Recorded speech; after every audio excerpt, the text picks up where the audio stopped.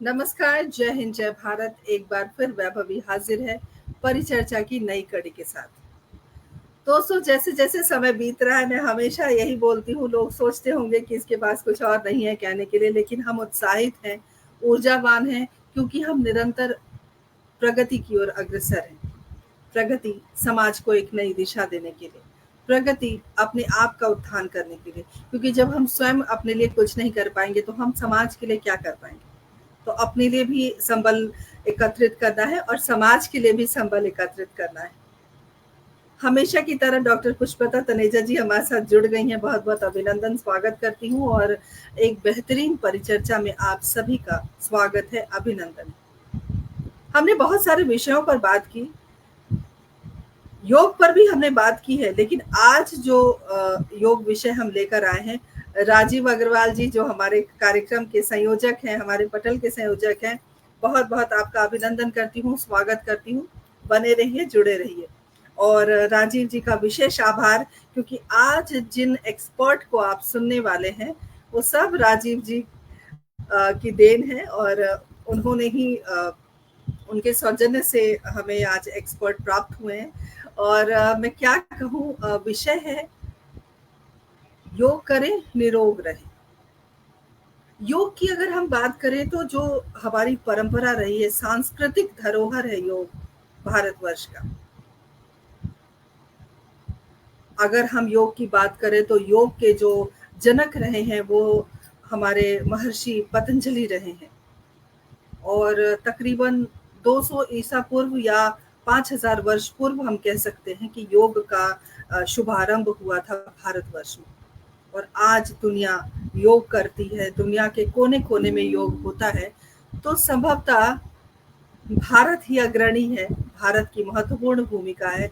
और शायद इसी भूमिका को आगे बढ़ाने के लिए माननीय प्रधानमंत्री आदरणीय नरेंद्र मोदी जी ने 21 जून को अंतर्राष्ट्रीय योग दिवस की घोषणा हो, योग दिवस मनाया जाए, उसके लिए उन्होंने पहल की। तो ये अपने आप में एक महत्वपूर्ण विषय है, क्योंकि हम भारत के रहने वाले हैं और भारत जन्मदाता है योग का। और आज हर एक शहर में, हर एक देश में योग की एक अपनी महत्ता है, एक महत्वपूर्ण स्थान है। और योग के बारे में चूंकि सब कहते हैं कि योग करें तो निरोग रहें, तो इसी श्रृंखला में हमने आज की परिचर्चा रखी है कि योग करें और निरोग रहें। क्योंकि योग ही एक ऐसा साधन है जो व्यक्ति को साधना पड़ता है, और जो योग है वो एक तपस्या है। अपनी जो विकृतियां हैं उसको दूर आप योग से कर सकते हैं। योग से आप इलाज करवा सकते हैं, योग से आप भयंकर बीमारियों से बच सकते हैं, योग से आप हमेशा फिट रह सकते हैं, खूबसूरत रह सकते हैं। चिर यौवना का आशीर्वाद आपको योग के द्वारा मिल सकता है, बहुत कुछ मिल सकता है। और हमारे एक्सपर्ट हमारे साथ जो स्टूडियो में इस वक्त मौजूद हैं, वो आपको आगे बताएंगे कि योग के क्या क्या फायदे हैं। सबसे पहले मैं हमारे जितने भी इस वक्त स्टूडियो के बाहर कहूँगी, मैं अभी उनको स्टूडियो में लाना है, क्योंकि थोड़ी सी उनको प्रतीक्षा करवा रही हूँ, इसलिए क्योंकि उनका परिचय मुझे देना है।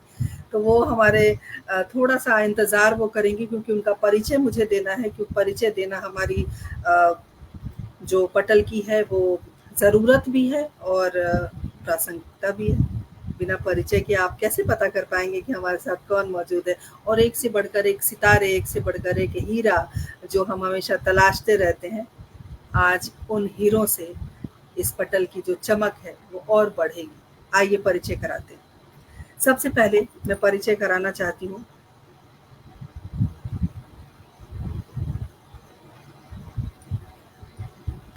कंचन पांडे जी का। कंचन पांडे जी, आपका बहुत बहुत स्वागत है, अभिनंदन है। कंचन जी के बारे में मैं बताना चाहती हूँ कि आपने योगा में एमए किया है, आपने 3 साल का डिप्लोमा किया है नेचुरोपैथी में, आपने एक्यूप्रेशर में भी डिप्लोमा किया है, आपने डाइट और न्यूट्रिशन में भी डिप्लोमा किया है, आप एडवांस योगा की प्रशिक्षिका हैं, आप जनरल सेक्रेटरी हैं इंटरनेशनल नेचुरोथेरेपी के। तो आपका बहुत बहुत अभिनंदन, बहुत स्वागत है। बहुत बड़ा परिचय मैं किसी का नहीं दूंगी, क्योंकि आपसे हमको बहुत कुछ अभी सीखना है, लाभ पाना है और बहुत कुछ अर्जित करना है। हमारे साथ डॉक्टर सुधा शर्मा जुड़ी हुई हैं और डॉक्टर सुधा के बारे में परिचय देना चाहती हूँ। आप आयुर्वेदिक चिकित्सक हैं। आप उपाध्यक्ष हैं अंतर्राष्ट्रीय नेचुरोथेरेपी संस्था की और आप साथ में बीजेपी में मेडिकल सेल्स की संयोजक भी हैं। तो मैं आपका हृदय से अभिनंदन करती हूँ, स्वागत करती हूँ। बहुत बहुत स्वागत है आपका। अब अगले जो प्रतिभागी हैं, अगली जो वक्ता है, अतिथि वक्ता, उनका मैं परिचय देना चाहती हूँ। डॉक्टर विजाता आर्य, आप निदेशक हैं कायाकल्प योगा एवं नेचुरोपैथी रेसिडेंशियल इंस्टीट्यूट की। आपने आपके पास 25 वर्षों का अनुभव है क्रोनिक डिजीज के इलाज के लिए। आप आदरणीय डॉक्टर विजेंद्र आर्य की सुपुत्री हैं, जिन्हें नेचुरोपैथी का भीष्म पितामह पुरस्कार से नवाजा गया और आपने 3 राष्ट्रीय स्पर्धा में स्वर्ण पदक जीते हैं योगा में और अंतर्राष्ट्रीय स्पर्धा में आपने 1 रजत पदक जीता है। तो आपका भी बहुत बहुत अभिनंदन है, आपका बहुत बहुत स्वागत है। हमारे साथ अंजू मित्तल जी जुड़ी हुई हैं वक्ता के रूप में। आपने केंद्रीय विद्यालय अरुणाचल प्रदेश से शिक्षा ग्रहण की है। आपने बीटेक किया है कंप्यूटर साइंस में। आप वो मानव सेवा संस्थान में योगा की प्रशिक्षिका भी हैं। आपके 2 बच्चे हैं, आपका संयुक्त परिवार है और आपका पितरी भी है। तो आपका बहुत बहुत स्वागत है, अभिनंदन है, बहुत बहुत स्वागत है। हमारे साथ हमारी एक और अतिथि वक्ता जुड़ी हुई है, उनका भी मैं परिचय देना चाहती हूँ।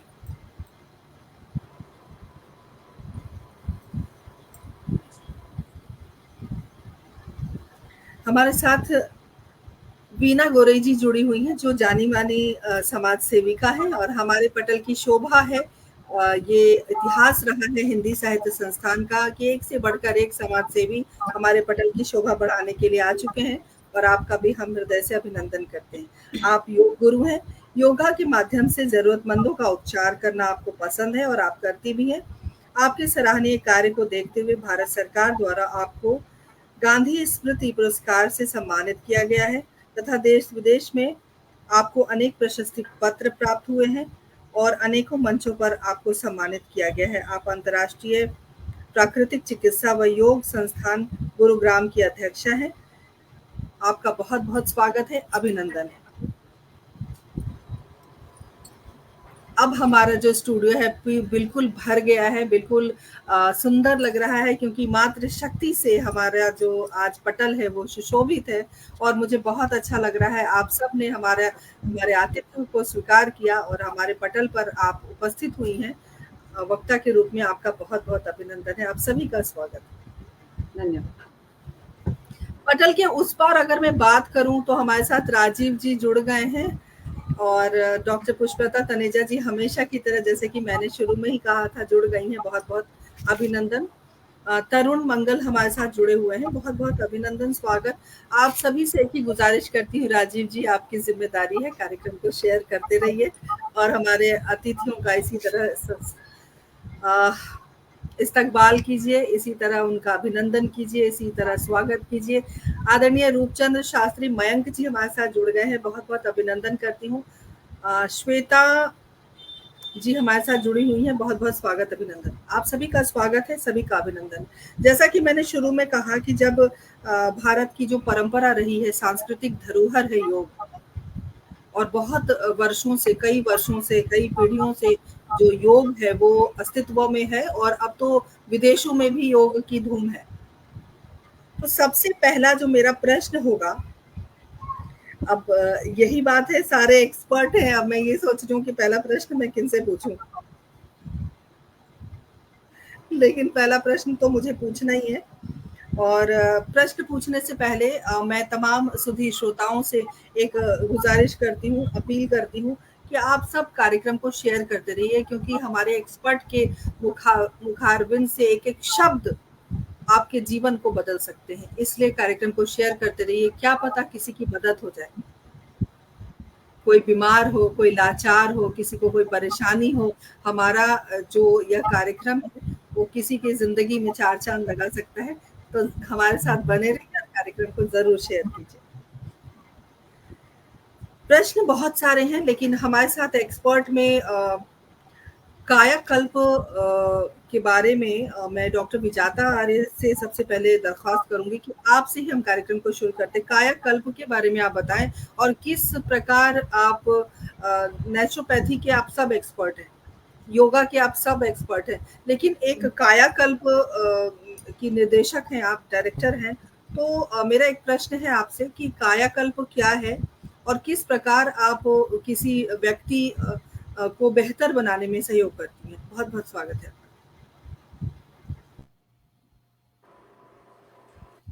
नमस्ते सभी को। कायाकल्प योग प्राकृतिक चिकित्सालय सोहना के अंदर है, जहां हम असाध्य रोगों का इलाज करते हैं। यहाँ पे रखते हैं उनको 7 दिन, 15 दिन, 1 महीने के लिए। और जो व्यक्ति अपोलो, एम्स, पारस, मेदांता सभी जगह से निराश होकर के यहाँ पे आते हैं कि अब तो हमें डॉक्टर ने जवाब दे दिया है, कैंसर चल रहा है, डॉक्टर्स ने कहा है बस घर ले जाइए, कुछ ही दिन सेवा कर लीजिए। अभी मेरे पास इसी टाइम में इंसुलिन की पेशेंट है नोएडा से, जो 3 टाइम इंसुलिन ले रही थी, बीपी, शुगर की, थायराइड की, बहुत सारी दवाइयाँ। उन्होंने सारी दवाइयाँ बंद कर दी हैं, दूसरा हफ्ता लग गया है, कोई बीपी शुगर नहीं है, कोई थायराइड नहीं है, कोई इंसुलिन नहीं ले रही है। ऐसे क्रॉनिक पेशेंट कायाकल्प के अंदर आते हैं और वो विद इन 1 वीक 2 वीक अपनी सारी दवाइयाँ बंद कर देते हैं। सबसे पहले काम हमारा है उनकी दवाइयाँ बंद करना और उनको पूरी तरह से नेचुरल थेरेपी, नेचुरोपैथी के द्वारा स्वास्थ्य प्रदान करना। उसमें हम 11 एकादश विद्या उनको सिखाते हैं। आप कहेंगे कि ये 7 दिन 15 दिन करते क्या है, तो ये 11 एकादश विद्या उनको हम सिखाते हैं और ट्रेनिंग देते हैं। It's not a treatment. हम ये कहते हैं ये 7 दिन 15 दिन आपने ये नहीं सोचना है कि हमने ट्रीटमेंट लेकर के घर जाके वापस उसी रूटीन में आ जाना है जहां से आए थे। क्योंकि जब तक आपकी दिनचर्या नहीं बदलती, जब तक आपका खान पान नहीं बदलता, जब तक रोग जाने वाला नहीं है।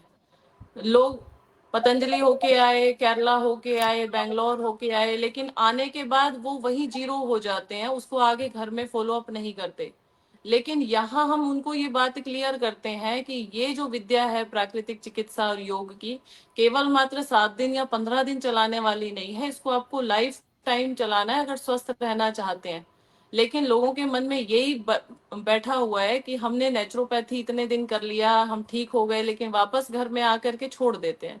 लेकिन हमने ही इसका नाम दिया STT, सेल्फ ट्रीटमेंट थेरेपी। आप इस ट्रेनिंग को करें। कोई भी स्वस्थ व्यक्ति है चाहे वो बीमार है। अभी छुट्टियों में बच्चे भी बहुत यहाँ पे आए, लेडीज बहुत सारी आई, शादी से पहले बल्कि हमने कहा हुआ है 7 दिन का ये ट्रेनिंग कोर्स है, इसको जरूर करे हर बच्चा, हर बुजुर्ग, हर लेडी, हर पुरुष। क्योंकि जब हमने इसको कर लिया तो बच्चे ना अपंग होंगे, ना विकलांग पैदा होंगे। शादी के बाद जो प्रॉब्लम आ रही है, बच्चे सिजेरियन हो रहे हैं, बाय बर्थ ही आज मेरे पास बच्चा आया, उसके दोनों हाथ मुड़े हुए थे, मस्कुलर डिस्ट्रोफी के शिकार बच्चे हो रहे हैं।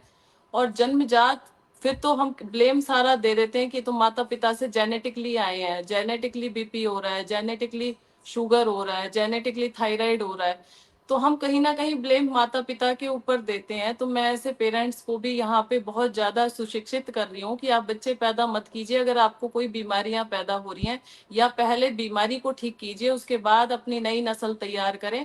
इस मुहिम को हमने नाम दिया नस्ल बदलो अभियान। इसके तहत भी हम यहाँ पे कई कैंप बच्चों के लिए लगाते रहते हैं। और गर्ल्स स्कूल के अंदर ये हमने फ्री ऑफ कॉस्ट किया हुआ है कि वो बच्चियां यहाँ पे आए और फ्री ट्रेनिंग उनको दें। मेरे लेक्चर पूरे नेशनल में, इंटरनेशनल में होते रहते हैं। अक्सर मैं इसी मुहिम में लगी हुई हूँ कि सेव योर थर्ड जनरेशन। अगर हमें अपने देश को बचाना है तो बच्चों को बचाना है, और बच्चों को बचाने का एक ही तरीका है कि उनकी नस्ल बदल दी जाए। जन्मजात विकलांगता, जन्मजात नपुंसकता, हिंसकता, आजकल फ्रस्ट्रेशन देखो बच्चों के अंदर कितना ज्यादा है, टॉलरेंस खत्म होती जा रही है। तो कहीं ना कहीं गलती तो पेरेंट्स की है, और हम ब्लेम करते हैं बच्चों के ऊपर कि बच्चों की गलतियां हैं, बच्चे कहना नहीं मानते, बच्चे हरी सब्जियां नहीं खाते, घिया तोरी नहीं खाते। तो कायाकल्प एक सकारात्मक प्रयास है अपनी थर्ड जनरेशन को बदलने का, दवाइयों से पीछा छुड़ाने का, और एक अच्छी लाइफ स्टाइल अडॉप्ट करके जीवन जीने का तरीका हम सिखाते हैं।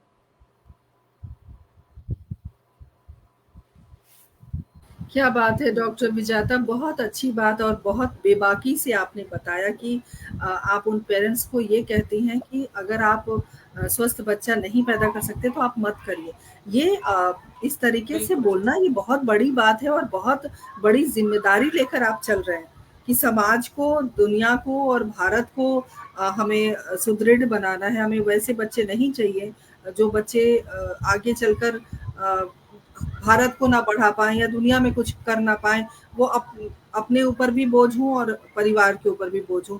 तो ये एक नैतिक ज़िम्मेदारी है सभी पेरेंट्स के लिए, मैं ये कहूँगी। और इतनी बेबाकी से एक कायाकल्प के बारे में बताने के लिए आपका बहुत-बहुत आभार। हमारे साथ कंचन जी जुड़ी हुई हैं, तो कंचन जी आप एक्सपर्ट हैं और आपने बहुत एक्यूप्रेशर में भी आपने डिप्लोमा किया हुआ है। जी, acupuncture, acupuncture, acupressure. Needling वाला। जी। अच्छा, हाँ जी, हाँ जी। तो शरीर और मन को अगर जो योग हम करते हैं, तो शरीर और मन को क्या-क्या लाभ प्राप्त होता है उससे? देखिए, सबसे पहले तो हम ये जाने, जो हम किसी भी वर्ग के हैं या किसी भी नेशनैलिटी के हैं, जैसे अभी मैं भारत से बाहर भी हूँ, यहाँ पे भी देखती हूँ, चाहे आप हो या हम हैं, हर कोई क्या चाहते हैं, दुःख कोई नहीं लेना चाहता, हर कोई सुखी ही रहना चाहता है। अब सुखी रहने के लिए हमें, हमारे पास क्या था, योगा ही एकमात्र ऐसा मार्ग है, जो सिर्फ सुख ही नहीं, उससे भी आगे हमें आनंद देता है। जीवन के किसी भी पहलू को अगर हम कहें, जो बात करें, तो योगा उस पहलू को, उन सभी पहलुओं को छूता है, चाहे वो फिजिकल लेवल हो, चाहे वो सोशल हो, चाहे वो मेंटल हो, चाहे इमोशनल हो, इंटेलेक्चुअल हो, फाइनेंशियल हो, कोई भी हो। तो सरल शब्दों में हम ये कह सकते हैं कि जीवन में हमें जो कुछ भी प्राप्त करना है, जो चीज़ हम चाहते हैं, वो सब कुछ हम योग के माध्यम से ही प्राप्त कर सकते हैं। जैसे कि हम जब योग का हम अगर प्रारंभिक परिभाषा की बात करें, तो उसमें हम सीखते हैं योगा कर्मेषु कौशलम। और ये जो कार्य हम कर रहे होते हैं, इसमें जो हम परफेक्शन जो हम तभी कर सकते हैं, जब हम यौगिक बनेंगे, योगी बनेंगे। इसके लिए जो आपने जो अभी कहा, जो शरीर और मन, ये दोनों को ये योग ही नियंत्रण करता है। एक पॉजिटिविटी को बढ़ाता है और नेगेटिविटी को खत्म करता है, हमारे विवेक को जगाता है। तो इसके लिए बहुत ज़रूरी है, जो हम अष्टांग योग, जो योग दर्शन में हम पढ़ते हैं, इन 8 नियमों का पालन करना बहुत ज़रूरी है। आप देखते होंगे, या आप या मैं भी, जो अगर हम योग के लिए पहले आते हैं, तो सबसे पहले हम अपने शरीर को लेके आते हैं, या तो हमें कष्ट है, तभी हम उसको ठीक करने आते हैं, या हम मोटे, हम पतला होने के लिए आते हैं। तो पहले हम शरीर पे काम करते हैं, लेकिन शरीर से पहले हम उनकी जो जीवन शैली है, जो आहार है, उन पे भी हमें पहले काम करना होता है। तो जब हम उसको शुद्ध करते हैं, उसके बाद हम आसनों को करते हैं। फिर जब आसन में आपको सुख आने लगता है, आपको अच्छा प्रभाव होता है, आपको लगता है जो हाँ, मेरी तबीयत ठीक हो रही है, तब आपको उसमें आनंद आने लगता है, तब ये मन में हम चले जाते हैं। तो शरीर और मन, योग जो है, ये दोनों को नियंत्रण करता है, और ये दोनों में हमें इतना लाभ मिलता है, जो योग में अगर चला जाए, तब पता चलता है उसमें क्या सुख है, क्या आनंद है। मैं अपने बारे में भी अगर मैं कहूँ, तो सबसे पहले मैं अपने शरीर लेके ही गई थी, और आज मैं इस योग को मैं जीती हूँ, मैं पूजा करती हूँ, मैं इसमें इतना मन लगता है, जो इसके अलावा दुनिया में मुझे कुछ अच्छा ही नहीं लग सकता। ये इतना अच्छा है, तो इसमें बहुत लाभ है, इंटरनल बहुत बढ़िया, एक्सटर्नल। बहुत बहुत सुंदर कंचन जी, बहुत बढ़िया बात आपने कही। और तमाम सुधी श्रोताओं को बताना चाहती हूँ, नेहा जुड़ गई है, नेहा शर्मा, मेरी बहुत पसंदीदा, मेरी बेहतरीन कवित्री, बेहतरीन संचालिका, पटल की शान, और मैं क्या कहूँ, बहुत अच्छी एंकर हैं और मैं इनकी एंकरिंग की फ़ैन हूँ। बहुत-बहुत स्वागत है नेहा। और हमारे साथ लगातार सभी शीनू जैन हमारे साथ जुड़े हुए हैं, बहुत-बहुत अभिनंदन। देवेंद्र मौर्य हमारे साथ जुड़े हुए हैं, बहुत-बहुत अभिनंदन, स्वागत, सभी का स्वागत है, अभिनंदन है। बहुत अच्छी बात आपने कही। और तमाम दर्शकों को एक बात बताना चाहती हूँ कि इस वक़्त कंचन जी तकलीफ में है, लेकिन फिर भी जुड़ी हुई है। तो जो योग साधना करने वाला व्यक्ति होता है, वो अपने मन पर काबू करना जानता है, और उसका उदाहरण आप साक्षात हैं। क्योंकि जो पेन है आपके गर्दन में रणविजय हमारे साथ जुड़ गए। रणविजय, बहुत बहुत अभिनंदन, स्वागत। बहुत समय के बाद बहुत अच्छा लग रहा है। आप सब इसी तरह बने रहें, जुड़े रहें। बिल्कुल सही बात आपने कही। मन को मतलब मुझे लगता है कि मन जो फैला हुआ है, चंचल है, सर्वत्र है, उसको एकत्रित करने का काम योग करता है। मुझे लगता है ऐसा, ये मेरी सरल भाषा में अगर मैं कहूँ कि मन फैला हुआ है, उसको संगठित कर दो योग के माध्यम से। बहुत अच्छी बात कही आपने कंचन जी। मैं डॉक्टर सुधा के पास आना चाहती हूँ। डॉक्टर सुधा, एक छोटा सा प्रश्न आपके लिए भी है कि क्या जो योग है, आप डॉक्टर हैं, तो योग से जो कौन कौन सी चिकित्सा संभव है और कौन कौन सी बीमारियों का हम इलाज कर सकते हैं या लाभ हम प्राप्त कर सकते हैं योग के माध्यम से, क्या कहेंगी आप? नमस्ते, प्रणाम सभी को।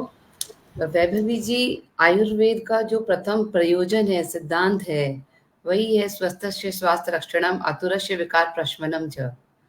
आयुर्वेद सबसे पहले बात करता है कि स्वस्थ व्यक्ति को स्वस्थ कैसे रखा जाए। तत्पश्चात बात होती है कि जब वो रुग्ण हो जाता है तो उस रुग्ण को ठीक करने के लिए, उसकी बीमारी को ठीक करने के लिए क्या उपाय या क्या साधन या क्या औषधियां ली जाएं।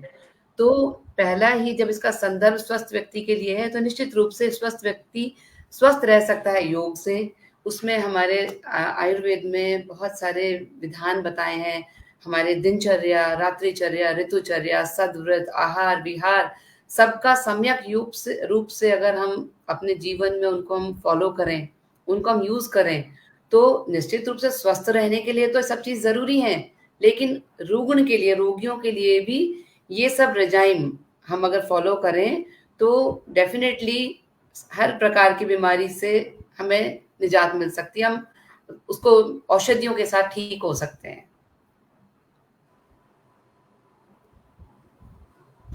जी, तमाम सुधी श्रोताओं से एक गुजारिश और भी है कि आपके मन में अगर कोई कौतूहल है, कोई प्रश्न है, तो आप हमारे एक्सपर्ट से पूछ सकते हैं, क्योंकि आज जो हमारे एक्सपर्ट हैं, कंचन जी को छोड़कर पहली बार हमारे स्टूडियो में आप आमंत्रित हुई हैं, पहली बार परिचर्चा में, तो उसके लिए भी हम हृदय से आपके आभारी हैं कि आपने अपना कीमती वक्त हमें दिया है, क्योंकि वक्त है जो वक्त से ज़्यादा कीमती कुछ भी नहीं है।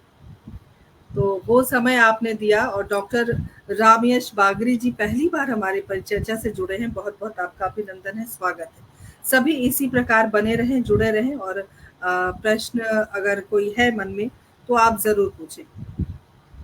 राजीव जी ने लिखा है कि योग की अनुभूति अलग होती है। बिल्कुल सही बात है। कुछ समय पहले मैं भी योग के लिए जाती थी। अभी अस्वस्थ हूँ शारीरिक रूप से, इसलिए नहीं जा पा रही। तो वाकई जब हम योग करते हैं 1-2 दिन तो बहुत बोरिंग लगता है, मैं सही बताऊं। लगता है छोड़ो ना, सोते हैं, क्या करना है जाके सुबह उठ के।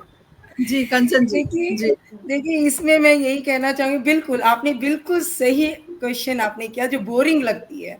अब ये डिपेंड करता है उस योगाचार्य पे, जो उस बोरिंग को कैसे खत्म करना है। जो सामने हमारे पास जो स्टूडेंट आ रहे हैं, उनको बोरियत कैसे खत्म हो, उसमें कैसे इंटरेस्ट जगाना है, मुझे लगातार आए आपके पास। यही तो करना है काम, यही तो कार्य करना है हमें खुद में। जी डॉक्टर सुधा कुछ कहना चाहती है? जी डॉक्टर सुधा। वैभवी जी, एक्चुअली योग ना एक दिन या कुछ दिन करने वाली चीज नहीं है। ये योगी के, जैसा कि भगवान श्री कृष्ण ने गीता में कहा है ना, युक्त आहार विहारस्य युक्त चेष्टस्य कर्मसु युक्त स्वप्नाबोधस्य योगो भवति दुखा। अर्थात ये नित्य जीवन का हमारे हिस्सा होना चाहिए सभी का। युक्त आहार हो, युक्त विहार हो, सम्यक रूप से ठीक आहार, ठीक विहार, ठीक हमारी निद्रा हो, ठीक प्रकार की चेष्टाएं हो, ठीक प्रकार के जो व्यक्ति कर्म करेगा, ऐसे व्यक्ति का योग दुखों को हरने वाला होता है। ऐसे व्यक्ति को दुखों से छुटकारा मिलता है। तो जब हम इन चीजों को जब फॉलो करते हैं ना, फिर शारीरिक योग की बात आती है, हठ योग की बात आती है। तो ये तो जीवन को में फॉलो करना ही है आपको डेली। बिल्कुल सही कहा। वही मैं कह रही थी कि शुरू के दिनों में जब आप योग शुरू करते हैं या कोई भी काम शुरू करते हैं, तो आपको लगता है कि नीरस है, बेकार है, छोड़ो ना क्या करना, लेकिन जब आप लगातार 4 दिन 5 ये दिन हमारे जीवन का हिस्सा है, ये हमारी जी, दिनचर्या ऐसे का तो हिस्सा होना चाहिए। जी, ये ऐसे हमारी तो हमारी दिनचर्या का कक्षा में कई लोग आते हैं और इसीलिए ऐसे मैंने नीरस कहा उनको लगता है। जी, इसीलिए मैंने कहा कि मन बहुत फैला हुआ है, उसको एकत्रित करने का काम योग करता है। और राजीव अग्रवाल जी ने मेरी तरफ से एक प्रश्न रखा है, लिख रहे हैं कि प्रश्न है कि विभा जी का चश्मा कैसे उतरे योग से। इसके लिए भी आपको योग में आना होगा, आपको करना ही होगा योग। तभी मुझे चश्मा लगता उतरेगा है पाठक क्रिया के द्वारा। जी, जी, ज़रूर, ज़रूर। और डॉक्टर रामयश बागरी जी ने संदेश दिया है कि वृक्षों को मत काटिए, वृक्ष धरा की शान, वृक्ष हमारे प्राण है, माता-पिता समान। बहुत सुंदर संदेश, बहुत-बहुत साधुवाद आपका संदेश के लिए। और नेहा शर्मा लगातार बनी हुई हैं। इन्होंने लिखा है एक तरह से लाइफ़स्टाइल है योगा। तो ये बहुत अच्छी बात है और न्यू जनरेशन अगर इस चीज़ को समझे तो बेहतर होगा। और जिस तरीके से योग पूरे विश्व में व्याप्त है, तो मुझे लगता है कि आने वाली पीढ़ी और धरा भी सुरक्षित रहेगी, क्योंकि हमारे साथ डॉक्टर विजाता का संपर्क टूट गया है। कोई बात नहीं, थोड़ी देर में वो जुड़ेंगी हमारे साथ। और हमारे साथ वीना जी जुड़ी हुई हैं, समाज सेविका भी हैं आप। वीना जी, आपका पुनः अभिनंदन है। और लोगों की हेल्प करना आपको अच्छा लगता है और आप करती भी हैं योग के माध्यम से भी। हमारे साथ अर्चना गोयल जुड़ गई हैं, अभिनंदन करती हूँ, स्वागत करती हूँ। तो जब हेल्पिंग नेचर आपका होता है, जब आपका स्वभाव होता है कि आप दूसरों की मदद करें, योग के माध्यम से आप किस रूप में मदद करती हैं लोगों की? ये मेरे मन में एक कौतूहल है, मैं जानना चाहती हूँ कि आखिर किस प्रकार से आप दूसरों की हेल्प कर रही हैं? स्वागत है आपका। जी, नमस्कार पहले सभी को, हमारे साथ में जितने फेसबुक में जितने भाई बंधु जुड़े हैं और हमारे इस पैनल में हमारी जितने भी हमारी बहनें जुड़ी हैं, सभी को प्रणाम और सभी को नमस्कार। आपने बहुत अच्छा प्रश्न पूछा है, क्योंकि योग को मैंने जिया है। योग के मैं खुद जीती जागती एक हूँ। मैं आपको बताती हूँ, मैं जब मेरी 29 की एज थी, तो उस समय मेरे को जो है मेरे यूट्रस में मेरा बिल्कुल एकदम इन्फेक्शन हो गया था। डॉक्टर ने मेरे को यूट्रस मेरा 29 की एज में मेरा यूट्रस रिमूव हो गया था, प्लस एक ओवरी मेरी रिमूव हो गई थी। 31 32 की एज में मेरे को ऑस्टियोपोरोसिस हो गया था, जो 95 इयर्स में बोन्स चले जाते हैं। वो मेरा जो है 32 इयर्स में मेरे बोन्स ऐसे हो गए थे, क्योंकि मैं जहाँ पर मैं जैसे बैठती थी तो ऐसी मेरी पूरी बॉडी स्टिफ हो जाती थी। मैंने अगर एक ग्लास भी पकड़ा है ना, तो ग्लास की मेरी जो ग्रिप बनाती थी, तो उससे ऐसे मेरा रह जाता था। फिर ऐसे करके सीधा करते थे। लेटती थी तो बच्चे हस्बैंड मेरे को पकड़ के मेरे को मूवमेंट कराते थे। तो उस समय मैं भगवान से खाली मैं कहती थी, भगवान या तो मुझे मौत दे दो या मुझे ठीक कर दो, क्योंकि इस बीच की जिंदगी मुझे जीना नहीं है। क्योंकि मैं शुरू से बहुत बोल रही हूँ और शुरू से ही मेरे को लगता है कि मुझे कुछ करना है। जब भगवान ने दुनिया में भेजा है तो कुछ ना कुछ करके जाना है। तो भगवान को हम जवाब तो दें कि भाई आप क्या करके आए हो।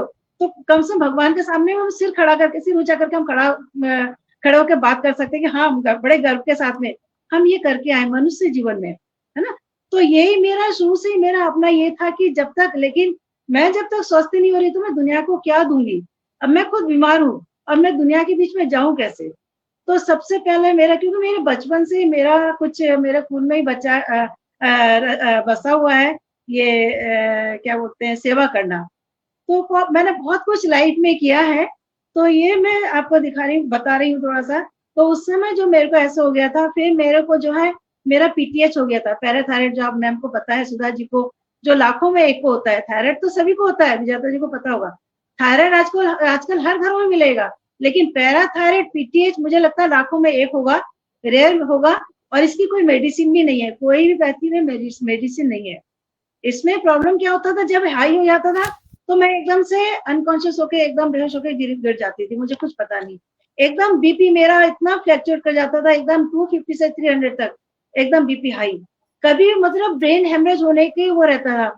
गर्मी में मैं एसी चला के पूरे गीले कपड़ों में और ऐसी पड़ी हूँ, लेकिन फिर भी पूरे पसीने आ रहे हैं, इतनी ज्यादा मेरे को प्रॉब्लम होती थी, और एकदम फिर आधे घंटे के अंदर बीपी एकदम फ्लैक्चुएट कर गया, एकदम 90 में आ गया। तो इस तरह से मैंने प्रॉब्लम झेली है। उस समय रामदेव जी का टीवी पे स्टार्टिंग में आता था, तो देख देख के मैंने शुरू किया था। तो थोड़ा सा मुझे सही लगा कि नहीं, हाँ इसमें जीवन है, इसमें इसी से मैं सही हो पाऊंगी। क्योंकि डॉक्टर ने मेरे को बोला था कि आपको चलना नहीं है, आपके बिल्कुल कैल्शियम खत्म है। ऐसा है, आप अगर चलेंगे भी तो आपकी पूरी हड्डी टूटनी तो दूर की, आपकी पूरी चूर-चूर हो जाएगी, जो कुछ नहीं कर पाएंगे। तो डॉक्टर ने मेरे को ऐसा बोला था। लेकिन ये था बस भगवान की कृपा है और आप सब लोगों का आशीर्वाद है, दुआ है, जो आज मैं इस जगह पे बैठी हूँ, और मैं योग की वजह से ही मैं यहाँ पर बैठी हूँ। तो टीवी में देख के मैंने थोड़ा सा पहले अपने आप को करना शुरू किया, तो मुझे अच्छा लगा कि नहीं, मुझे थोड़ा थोड़ा चेंज हो रहा है कि अच्छी जैसे ग्रिप बनती थी अब पकड़ने लग गई हूँ, थोड़ा सा पावर आ रहा है, चलने में अच्छा लग रहा है। तो मैंने प्रॉपर पहले 5 साल अपने ऊपर काम किया। 5 साल मैंने पहले पूरा ठीक किया, ज्वाइन किया मैंने योगा इंस्टीट्यूट, और फिर वहां पे जाके मैंने पूरा 5 साल अपने आप को ठीक किया, क्योंकि मेरी म्यूजिक की लाइन थी, मैंने म्यूजिक से एमए की हुई है। फिर मैंने, अब म्यूजिक तो तब होगा जब शरीर स्वस्थ होगा। फिर मैंने क्या करा, म्यूजिक की लाइन छोड़ के फिर मैंने योग से 5 साल पहले अपने आप को ठीक किया। उसके बाद मैंने कहा नहीं, अब मुझे इसी में काम करना है। फिर मन में मेरे आया कि क्योंकि मेरे को लगता है कि बाहर बहुत लोग दुखी हैं, बहुत लोग परेशान हैं, पैसे की वजह से लोग अपने आप को ठीक नहीं कर पाते हैं। तो उनको अगर कुछ दे सकूं, भगवान ने माध्यम बनाया है, कुछ दे सकूं तो बहुत अच्छा रहेगा। यही सोच करके मैंने फिर अपना योग मैंने ज्वाइन किया है मोरारजी देसाई से, और भी कई कई इंस्टीट्यूट से मैंने किया था। करने के बाद फिर मैंने अपने आप को पहले 5 साल तक ठीक किया, फिर मैंने इसमें पूरा कोर्स किया। कोर्स करके फिर मैं समाज के बीच में गई हूँ। समाज में जाती हूँ क्योंकि देखिए जो हाई फाई सोसाइटी है, वो लोग तो किसी तरह से अपने आप को ठीक रख सकते हैं, लेकिन जो बिल्कुल झुग्गी झोपड़ी में जो लोग रहते हैं, उनको लाइफस्टाइल के बारे में पता नहीं है कि कैसे जीना है, कैसे खाना है, क्या करना है। तो मुझे जो है यहाँ पे झुग्गी झोपड़ियों के बीच में काम करना बड़ा अच्छा लगता है उनके बीच में, और वो लोग भी मुझे बहुत मानते हैं। मेरी एक बात में ही, हाँ अरे मैडम जी आप आ गई हैं, चलिए। तो जैसे मैं उनको बोलती हूँ, सच में भगवान की, मैं तो उन्हें मैं अपना भगवान देखती हूँ, क्योंकि देखिए हर कोई इंसान भगवान का रूप होता है। तो उनके, हमको यही बताना है कि आपने अपने अपनी लाइफस्टाइल को बदलना है। सबसे पहले आप स्वस्थ, अपने स्वच्छता पे ध्यान देना है। तो वहां पे पहले उन लोगों को साफ सफाई के बारे में बताती हूँ, सब पानी कैसे पीना है, साफ पानी पीना है, साफ, आप चाहे फटे कपड़े पहनिए लेकिन साफ होना चाहिए। तो इस तरह से मैं फिर उनको बताती हूँ। फिर जो बीमार है, फिर उनके बीच में जाके फिर उनको धीरे धीरे करके जो भी है प्राणायाम, एक्सरसाइज जो करवाना होता है, इस तरह से मैं उनके बीच में काम करती हूँ, और इसी तरह से मेरे समाज में काम होता है। बहुत बढ़िया वीना जी, बहुत अच्छा काम आप कर रही हैं, आपको बहुत बहुत शुभकामनाएं। हमारे साथ बहुत सारे दर्शक जुड़े हुए हैं, सभी से एक ही गुजारिश करती हूँ, बने रहिए, जुड़े रहिए और कार्यक्रम को शेयर करते रहिए। तो बहुत अच्छे संदेशों के साथ हमारा कार्यक्रम चल रहा है। अंजू जी हमारे साथ जुड़ी हुई हैं। अंजू जी आप खुद एक्सपर्ट हैं, तो योगा की अगर हम बात करें तो क्या सभी आयु वर्ग के लोगों के लिए योगा फिट है, या एज बार है, ज्यादा उम्र के हैं उनके लिए अलग से कुछ स्टेप्स हैं योगा के या एक्सरसाइज के, या क्या कुछ है, वो हमारे दर्शक भी जानना चाहते हैं और हम भी जानना चाहते हैं। जी अंजू जी, स्वागत। धन्यवाद वैभवी जी। आप सभी वक्ताओं को नमस्कार। कंचन गुरुमा प्रणाम, और जो भी मुझे सुन रहे हैं सबका बहुत बहुत धन्यवाद। राजीव जी बहुत बहुत शुक्रिया आपका, जो आपने मुझे इस पटल पर आमंत्रित किया। आपने सबसे पहले तो इस बात की मैं बधाई देना चाहूंगी कि इंटरनेशनल योगा डे, अंतर्राष्ट्रीय योग दिवस पर आपने एक इतना सुंदर विषय चुना। और नहीं तो क्या होता है, एक ही दिन योग करके सब भूल जाते हैं उसको, फोटो खिंचवा ली, फेसबुक पे डाल दिया, लोगों के लिए वही रह गया है योग। बहुत सारे लोग ऐसे हैं जो सिर्फ एक दिन का योग करते हैं, सिर्फ उनको पिक्चर डालनी है, स्टोरी बनानी है। बट योग बहुत अलग है, जैसे हमारे सभी वक्ताओं ने अभी तक बताया, योग जीने की कला है, ये खुद जी रही हैं। वीना जी खुद जो इतना कुछ भुगत चुकी हैं और आज ये योग के लिए समर्पित हैं। और जैसे इन्होंने कहा कि योग से चित्त की वृत्तियों का जो निरोध होता है वो हमारा योग के द्वारा ही होता है। जो कहते हैं ना कि योग में आके एक दिन बोरिंग लगने लग जाता है, तो वो रीजन यही है। अगर हम लगातार योग करते रहेंगे, कोई भी चीज नेचुरोपैथी में हम 40 से 45 दिन का समय मांगते हैं, कंटिन्यूअसली अगर हम करते रहेंगे, उसके बाद आपका उसमें इंटरेस्ट भी बनने लग जाएगा और ये आपका डे टू डे लाइफ का पार्ट भी बन जाएगा। आपका सवाल मुझे ध्यान है कि हर वर्ग के लिए है या नहीं है योग। तो अगर योग गर्भावस्था से ही किया जाए, अगर माता और पिता दोनों शिशु के गर्भ धारण करने से पहले ही योग करें, तो उस बच्चे की तो आप सोच ही सकते हैं भविष्य कैसा होगा। सबसे सही उम्र, सबसे सही समय तो वही है। फिर गर्भावस्था के दौरान आपके योगा आसन होते हैं, शिशु के लिए भी हैं, और जैसे-जैसे बच्चा बड़ा होता रहे, उसी एक माहौल में जिए और योग अभ्यास करता रहे, तो उसकी आयु और वो एकदम से निरोग बच्चा होगा। और हर उम्र के लिए आप बड़ी उम्र में अलग योग होते हैं। अगर जिन्होंने कभी योग नहीं किया, वो अधेड़ उम्र में भी शुरू कर सकते हैं, पर उनके लिए योगाभ्यास कुछ लिमिटेड होते हैं। पर अगर जो शुरू से कर रहे हैं, जैसे हम सब यहाँ कर रहे हैं, तो हम शायद और 10-20 साल इसी तरह से करते रहेंगे। मेरा अगर योग से जुड़ाव मैं कहूँ, मेरा किस तरह से जुड़ा हुआ, तो मुझे योग मुँह दिखाई में मिला। मुँह दिखाई में जी, मैं इसलिए कहूँगी क्योंकि मेरे ससुर जी योग एवं मानव सेवा संस्थान के प्रेज़िडेंट हैं, तो घर में शुरू से माहौल ही योग का था। मेरी सासू माँ, पति सब एक बहुत ही सात्विक जीवन शैली जी रहे थे, सब उनका लाइफ़स्टाइल बहुत सिंपल था। कुछ ना कुछ मेरा भी संस्कार उसी तरह के थे, पर मैंने योग कभी नहीं किया था। योग मैंने यहीं आके किया। सबसे पहले योग के मामले में जो मैंने कोई चीज़ करी, तो मैं हमेशा कहती हूँ कि मेरे को मेरे ससुर जी ने चांदी का लोटा दिया नहीं दिया, जलनेती का लोटा दिया। इसलिए कहती हूँ क्योंकि मुझे साइनसाइटिस था और काफ़ी हद तक साइनसाइटिस था। तो शुरू में तो मैंने सच बताऊँ तो सिर्फ़ ऐसे ही कर लिया कि इतने बुज़ुर्ग मेरे ससुर जी हैं, बोल रहे हैं चलो कर लेते हैं, करती गई।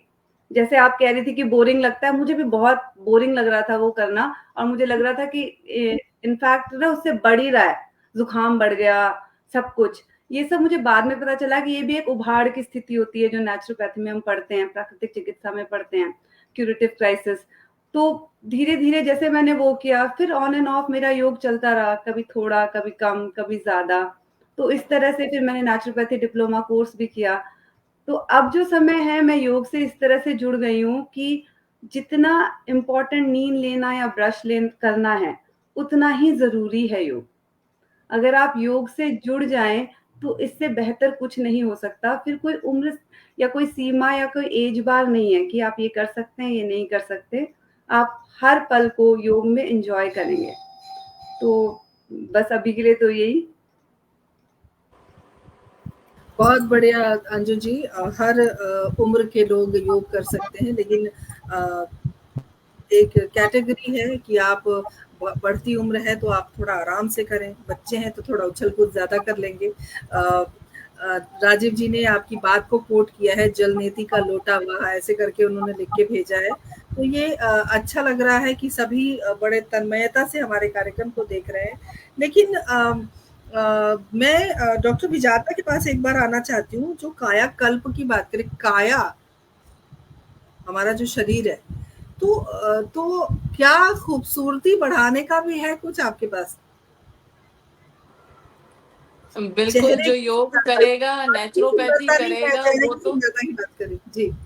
बिल्कुल, बिल्कुल, बिल्कुल। वैभवी जी, जो योग करेगा, नेचुरोपैथी करेगा, उसकी बॉडी तो सुंदर दिखेगी, उसके हाथ पैरों में ताकत होगी। और मैं एक बात अक्सर कहती हूँ कि बाहों से तो बन सकती हैं कुछ बातें, आहों से तो ये हालात बदलने से रहे।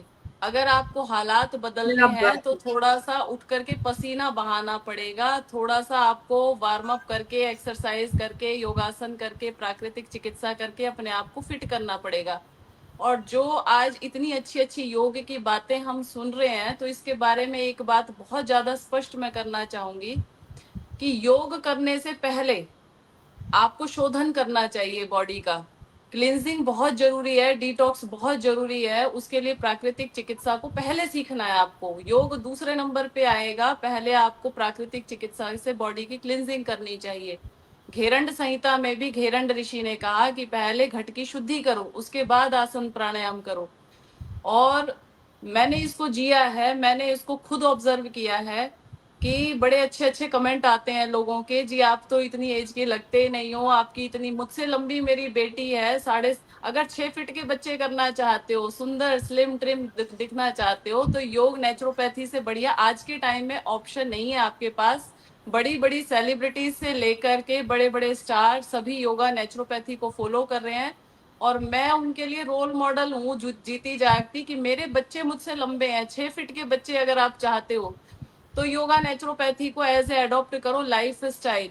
क्योंकि सुंदर दिखना आज के टाइम में सभी की इच्छा है, सभी चाहते हैं, लेकिन कुछ प्रिकॉशंस के साथ योग करेंगे तो उसका लाभ ज्यादा होगा, वरना बड़े बड़े योगाचार्य भी बीमार हो रहे हैं। उसके पीछे रीजन यही है कि घट की शुद्धि नहीं की जा रही, नेचुरोपैथी का ज्ञान नहीं है, खाली योग के ऊपर फोकस है, न्योली कर रहे हैं, लेकिन पेट में गैस बनी हुई है, कॉन्स्टिपेशन है, तो वो गैस सिर में जाती है, सिर भारी हो जाता है। हमारे यहाँ पे जब भी हम योग कक्षा में बिठाते हैं सबकी बुरी हालत होती है, पहले दिन सबको वॉमिटिंग फीलिंग होती है, क्योंकि पेट की सफाई तो हुई नहीं, और वो जो पेट के अंदर मल पड़ा था, जैसे ही सर्वांगासन किया, जैसे ही पैर ऊपर उठाए तो सिर भारी हो गया, इधर जी खराब हो जाता है, वॉमिटिंग वाली फीलिंग होती है।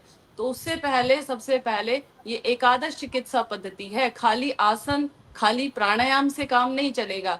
या कोई मुझे बता दे कि धनुरासन किसी ने किया हो, उसका डायबिटीज ठीक हो गया हो, किसी ने वक्रासन या अर्ध मत्स्येंद्रासन किया हो, उसका डायबिटीज ठीक हो गया हो। उसमें पहले डाइट को ठीक रखना है, घट की शुद्धि करनी है। तो ये एकादश कौन सी विद्या है, इसमें जल नेति, रबड़ नेति, कुंजल क्रिया, मिट्टी चिकित्सा, भाप स्नान, हवा स्नान, धूप स्नान, अपक्व शाकाहार, यज्ञ चिकित्सा, संपूर्ण मिट्टी का स्नान, ये सारी चिकित्सा पद्धतियों को हमें इसमें लेके चलना है। या डॉक्टर मैं विजात शॉर्ट में जी, एक प्रश्न और होलिस्टिक, मैं जोड़ रही हूँ आपके उत्तर के साथ कि इन सब का कॉस्ट क्या आता है, क्योंकि वो भी हमारे दर्शकों को बताना जरूरी है। Holistic treatment for holistic health, इस लाइन को बड़ा मैं जोर दे करके कहती हूँ कि संपूर्ण स्वास्थ्य पाना है तो संपूर्ण चिकित्सा करनी पड़ेगी।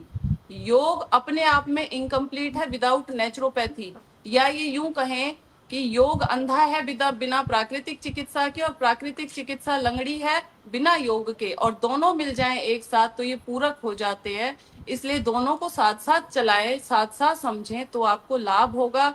और शोधन करके जब हम इसको करते हैं तो योग के लाभ असंख्य हैं, और इतना इंटरेस्टिंग है ये, बिल्कुल भी बोरिंग नहीं है। आपको दिन प्रतिदिन इतना इंटरेस्ट आएगा, इतना मजा आएगा कि आपका फेवरेट काम योग करना बन जाएगा, कि इसके आगे सारे नशे फीके हैं। हमारे यहाँ पे नशेड़ी आते हैं, बड़े बड़े जुआरी आते हैं, जो कहते हैं जी जब से यहाँ पे आए मन ही नहीं कर रहा, अब तो पीने खाने की सारी इच्छाएं खत्म हो गई। और मैं 2 लाइनें उनको यही कहती हूँ कि हमसे ना तू पीने और खाने की बात कर, मर्दों की तरह दुनिया में जीने की बात कर। तो जो योग से प्राकृतिक चिकित्सा से जुड़ गया उसको तो हमेशा प्रसन्नता ऐसी रहेगी, खुशी ऐसी रहेगी, कोई नशा उसको करने की जरूरत नहीं है। तो नशा अगर छुड़वाना हो किसी का तो योगा नेचुरोपैथी से जोड़ दो उसको। और कॉस्ट की बात है, बिल्कुल ही हम बहुत कम खर्च में इसको करते हैं, या ये कहूँ कि हम सिर्फ अरेंजमेंट चार्जेस यहाँ पे लेते हैं। एक एक थेरेपी 2-2.5 हजार तक आती है, लेकिन हमने इसको बिल्कुल मिनिमम करके सिर्फ 22 हजार और 26 हजार 2 पैकेज रखे हैं, एसी का, नॉन एसी कॉटेज का। तो इसमें 7 दिन की पूरी सर्विस हो जाती है। आपकी गाड़ी की सर्विस साल में एक बार जरूर करवा ले। और अगर आप पूरी तरह से अच्छा भोजन कर रहे हैं, सारी दिनचर्या को पालन कर रहे हैं, तब भी शरीर के अंदर इतने टॉक्सिन्स इकट्ठे हो जाते हैं। इसका एक एग्जाम्पल है कि हम घर में दिवाली की सफाई करते हैं और कितना गंद अंदर से निकलता है हमारे घरों में से, ऐसे ही हम रोज अपने बॉडी को डिटॉक्स कर रहे हैं, सफाई कर रहे हैं, अच्छा भोजन खा रहे हैं, आसन प्राणायाम कर रहे हैं, लेकिन फिर भी बॉडी में इतने टॉक्सिन्स इकट्ठे हो जाते हैं कि साल में एक बार 7 दिन हर व्यक्ति को निकाल करके प्राकृतिक चिकित्सालय में जा करके वहां रह करके पूरा टाइम नेचर को एंजॉय करें। मिट्टी के अंदर दब रहे हैं, मिट्टी का स्नान कर रहे हैं, अपक्व भोजन खा रहे हैं, सुबह शाम आसन प्राणायाम कर रहे हैं। कॉलन हाइड्रोथेरेपी में बहुत जोर देती हूँ इस पे, आंतों की उपेक्षा ही मृत्यु का कारण है। Colon neglect the cause of death, colon irrigation the first implementation. एक इंसान की आंतों में जमा हुआ मल ही मृत्यु का कारण है, इसलिए सबसे पहला काम कॉलन इरिगेशन, सबसे पहले काम करो। आंत भारी तो मात भारी, जिसका माथे भारी हो रहा है समझ जाओ उसकी आंतों में मल है, उसको तुरंत बस्ती क्रिया करवाएं या साथ में कॉलन हाइड्रोथेरेपी करवाएं। लपेट लगाएं, टब में बिठाएं, ये सारे प्रयास शुरू कर दें। प्राकृतिक चिकित्सा को योग के साथ जोड़ना आज के टाइम में बहुत ज्यादा जरूरी हो गया है। बहुत बहुत शुक्रिया डॉक्टर विजाता, बहुत सुंदर जानकारी आपने दी, बहुत महत्वपूर्ण जानकारी। और हमारे साथ गुलशन ग्रोवर जी जुड़ गए हैं, अभिनंदन करती हूँ। पटल के मुख्य सलाहकार आदरणीय सुरेंद्र शर्मा सागर जी हमारे साथ जुड़ गए हैं। कानपुर से पधारी बहुत प्यारी दीदी और अच्छी कवित्री, बढ़िया कवित्री जिसको कहते हैं, शानदार कवित्री अनीता त्रिपाठी जी हमारे साथ जुड़ गई हैं, अभिनंदन करती हूँ, स्वागत करती हूँ। सभी बने रहें। उन्होंने लिखा है भी है कि सब बीमारी की जड़ पेट ही है। बिल्कुल सही कहा, मैंने भी योग से 5 किलो वजन कम किया है। गुलशन ग्रोवर जी ने लिखकर संदेश भेजा है। सभी का स्वागत है, अभिनंदन है, और सभी से एक ही गुजारिश है, कार्यक्रम को शेयर कीजिए। डॉक्टर सुधा, आपके पास आना चाहती हूँ। जो चूंकि आप आयुर्वेद की भी डॉक्टर हैं, और जो खाने पीने की चीज, जैसे कि इन्होंने कहा कि हम अच्छा खाते भी हैं तब भी टॉक्सिन्स बॉडी के अंदर होते हैं, और उसको दिवाली का बहुत अच्छा आपने उदाहरण दिया। वाकई हम रोज घर की सफाई करते फिर भी लगता है कि कचरा इधर उधर है, तो शरीर भी हमारा उसी प्रकार है। तो अगर हम बात करें खान पान की, जो हम शरीर में जो भी हम अपने जीवनचर्या के लिए खाते हैं, जीवन जीने के लिए खाते हैं, तो योग के लिए सही आहार की अगर हम बात करें तो, और जीवन शैली क्या होनी चाहिए, क्या आहार हमको लेना चाहिए अगर हम योग भी कर रहे हैं, साथ में हमको खाने पीने पर किस प्रकार ध्यान देना चाहिए, क्योंकि वो भी हमारे दर्शक जानना चाहेंगे जी। सबसे पहले तो हम ये जान लें कि स्वास्थ्य क्या है। सबको ये मालूम होना चाहिए स्वास्थ्य की परिभाषा आयुर्वेद अनुसार क्या है। सम दोषा सम अग्निश्च सम धातु मल क्रिया प्रसन्न आत्मेंद्रिय मना स्वस्थ इत्यभिधीयते। अर्थात जिस व्यक्ति के तीनों दोष वात पित्त कफ समता में है, सम धातु सारी धातुएं 7 धातुएं हैं वो सब बैलेंस में है, सम अग्नि जठराग्नि से लेके भूताग्नि धात्वाग्नि सब बैलेंस में है, सम धातु मल क्रिय जितने भी हमारे मल जो हमारे शरीर से निष्कासित होते हैं, यूरिन, स्वेद, पुरीश, ये सब समता में है, बैलेंस में है। तो ऐसे व्यक्ति का प्रसन्न आत्मेंद्रिय मना स्वस्थ इत्यभिधीयते, ऐसे व्यक्ति के मन और इंद्रियां प्रसन्न जिसके रहते हैं, ये स्वास्थ्य की परिभाषा है। अब हम में से जितने भी यहाँ बैठे हैं जो सुन रहे हैं, सबसे पहले तो ये सोचें कि किस किस की मन और इंद्रिय प्रसन्न है, किसके दोष बैलेंस में है, किसकी अग्नियां बैलेंस में है। सबसे पहले हम अपनी प्रकृति का निर्धारण करें। उसके बाद जैसा कि आपने आहार के पे बात करी, आरोग्यम भोजन आधीनम, ये बात सही है कि भोजन बहुत इंपॉर्टेंट है। वैभवी जी, यहाँ पर हम योग पे चर्चा कर रहे हैं, तो योग पे जो व्यक्ति चलता है योग के रास्ते पे, वो पुरुषार्थ चतुष्टय पे काम करता है। उसको धर्म अर्थ काम मोक्ष की प्राप्ति चाहिए, लेकिन वो ये भूल जाता है धर्म अर्थ काम मोक्षणम आरोग्यम मूलम उत्तमम। आरोग्यता उसके लिए आवश्यकता है। जैसे कि विजाता जी ने बोला षटकर्म, प्राकृतिक चिकित्सा, ऐसे आयुर्वेद में शमन और शोधन चिकित्सा है, क्लेंजिंग जिसको कहते हैं ना, प्यूरिफिकेशन। पहले प्यूरिफाई करना शरीर को, वमन, विरेचन, रक्त मोक्षण, इन सब अपनी क्रियाकलापों से, वस्ती, इन सब से हम लोग भी शोधन की बात करते हैं। वो शोधन के भी कई तरीके हैं। जैसे कि एक चीज सब लोग जान लें कि किसी भी आयुर्वेद में 1+1 2 नहीं है, क्योंकि हम मानते हैं पुरुषम पुरुषम वीक्षयम, हर व्यक्ति अलग है। जो मेरे लिए अनुकूल है वो आपके लिए अनुकूल नहीं है। यहाँ पे हम अगर 6 पैनलिस्ट बैठे हैं तो सबकी प्रकृति अलग है, तो सबकी रिक्वायरमेंट भी अलग है। सबके दोष की जो संरचना है, दोष तो 3 ही हैं, वात पित्त और कफ, लेकिन उनके कॉन्स्टिट्यूशन भेद से, उनके परसेंटेज भेद से वो हमारी प्रकृति निर्धारित हो जाती है। तो सबसे पहले तो हम अपनी प्रकृति को जानें। उस प्रकृति को जानने के बाद ही हम अपनी दिनचर्या को सही करें। ऋतुचर्या, हम सौभाग्यशाली हैं, हमारे देश में 6 ऋतुएं हैं। अब जितने भी हमारे दोष हैं, 3 दोष हैं, हर दोष का संचय होता है, प्रकोप होता है, शमन होता है, ऋतु अनुसार होता है। बहुत लंबी चर्चा चली जाएगी, बहुत संक्षेप में बताऊंगी मैं। तो उसमें क्या है कि वो हमें पता होना चाहिए कि अब ग्रीष्म ऋतु चल रही है, तो ग्रीष्म ऋतु में किस दोष का, कौन सा दोष प्रबल है।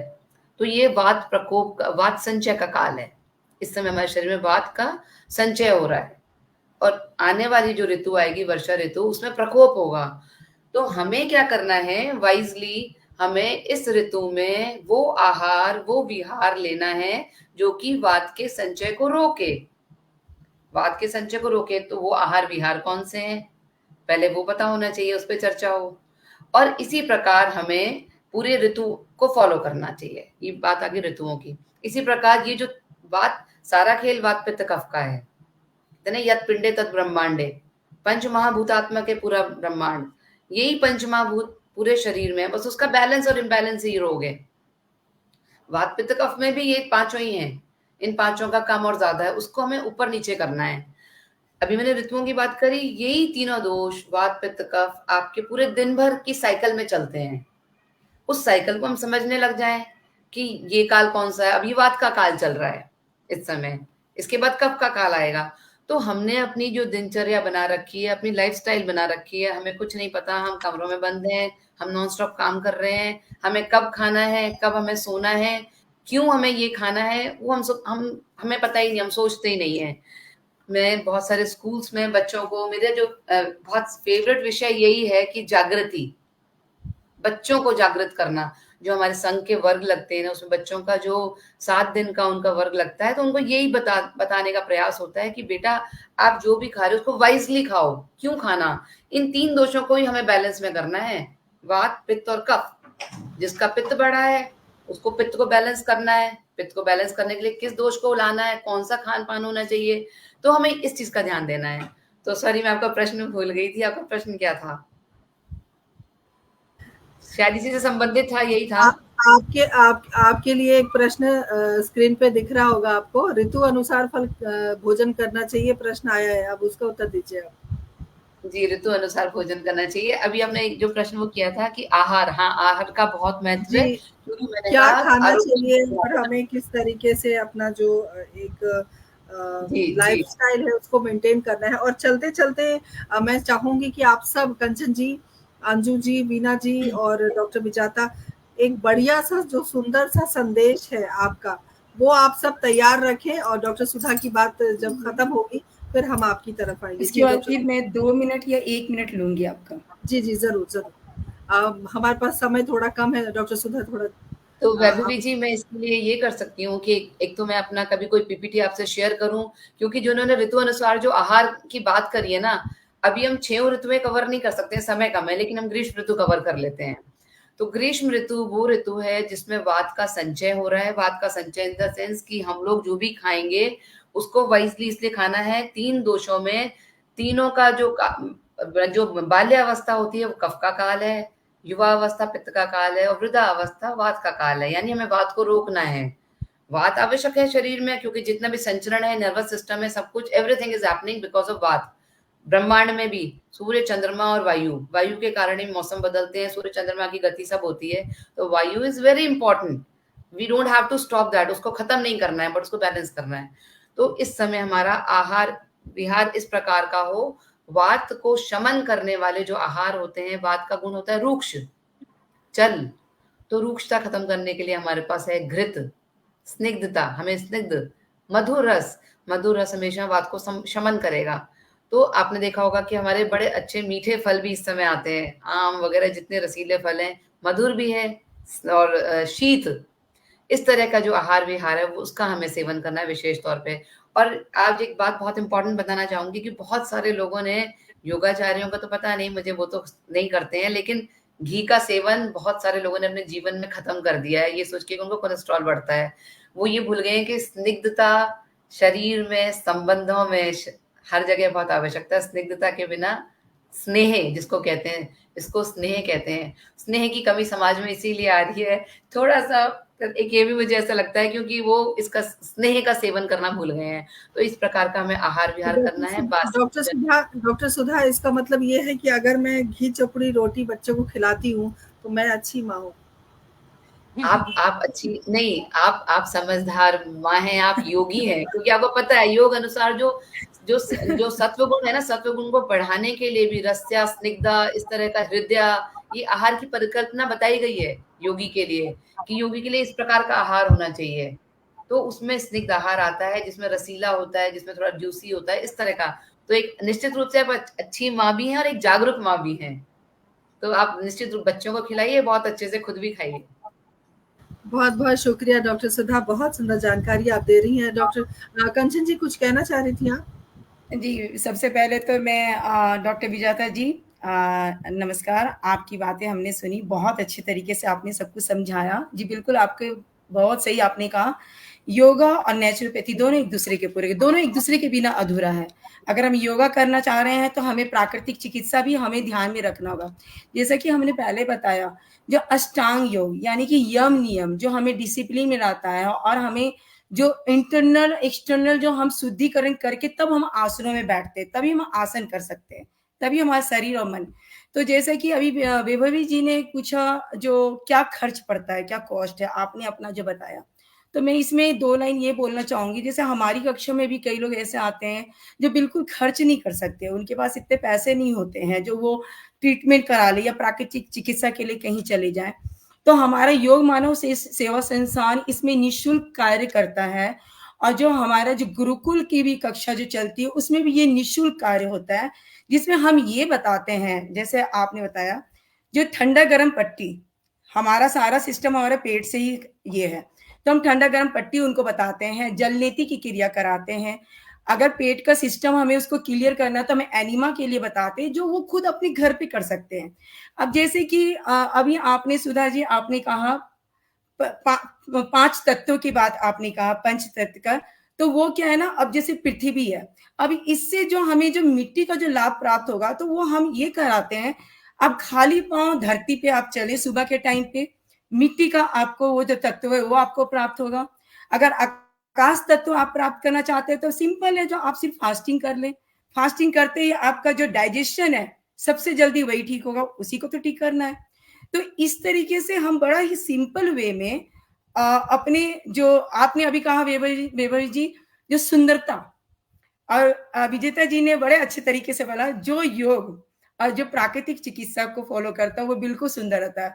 मैं भी अपना बताऊंगी, जो योग के थ्रू, जैसे आप रोल मॉडल हैं, ऐसे ही कई लोग, अंजू जी भी मेरे को रोल मॉडल मान के चलती हैं, और कई लोग ऐसे, तो हम लोग कुछ नहीं करते हैं।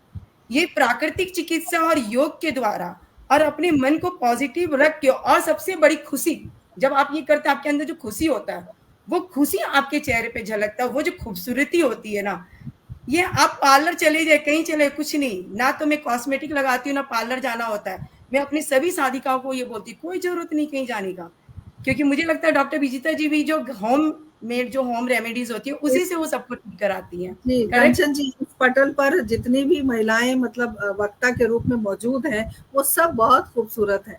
जी, और कहीं सभी ना योग कहीं करते हैं इसलिए खूबसूरत है, जी योग के बिल्कुल द्वारा सारे बिल्कुल खूबसूरत हैं।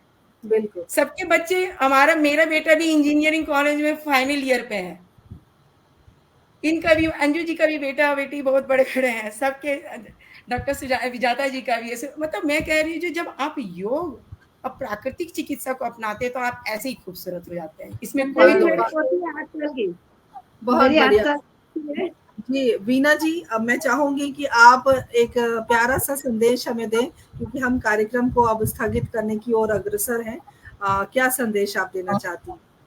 जी, यही संदेश देना चाहते हैं, आप एक टाइम के लिए, एक दिन के लिए खाना बेशक बंद कर दीजिए, लेकिन योग को जरूर अपने जीवन में अपनाएं, क्योंकि योग हमारे जीवन का एक अहम पार्ट है, तो उसको जरूर अपने जीवन में अपनाएं। यही मैं संदेश देना चाहती हूँ। देखिए मैसेज आ रहा है, सबके चेहरे पे ग्लो है मैसेज भी आ गया जी बिल्कुल। डॉक्टर विजाता क्या क्या संदेश देना चाहती हैं? उससे पहले मीनू मोहन हमारे साथ जुड़ी हुई हैं, बहुत बहुत अभिनंदन, स्वागत करती हूँ। जी डॉक्टर विजाता, क्या कहना चाहेंगे आप? इस तन रूपी बेल में मल और बल का खेल, मल बढ़ता बल जा रहा, गाड़ी हो जाए फेल, क्या गाड़ी हो बात है। जाए फेल, सीवर मल से भर जाता, बायलर में गैस बने, इंजन घर्राता, तुरंत करी हड़ताल, हाथ पैरों ने जारी, ज्वर ने जाम लगाया भारी, अब तो यही उपाय, शीघ्र सर्विस करवाओ, बल रोको और मल मार भगाओ। ये जो आप रोगों के नाम ले रहे थे ना, मुझे थायराइड हो गया, मुझे दर्द था, मुझे ये था, ये रोग नहीं है, ये इलाज है, प्रकृति का दिया हुआ कुदरती इलाज है। इसलिए जब भी आपको कुछ बुखार जुखाम खांसी हैजा उल्टी दस्त हो जाए, तो आप भगवान को धन्यवाद दो कि भगवान तूने मेरे ऊपर कृपा कर दी।